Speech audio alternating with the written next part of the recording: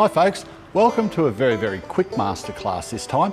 What I want to show you is how to deal with a leaking seam on your canvas. You might be out camping, it's pouring rain, and you've got a drip coming through the annex or something as it's just driving you nuts. Drips through seams are a characteristic of tents. Can't always be helped. Usually it's caused by a little bit of overstretching in the canvas, but here is a great trick on how to fix it in a hurry, even while it's raining. One wax stick. Should keep one of these in your kit. They are very handy. What you do is grab the wax stick and rub it across the trouble seam.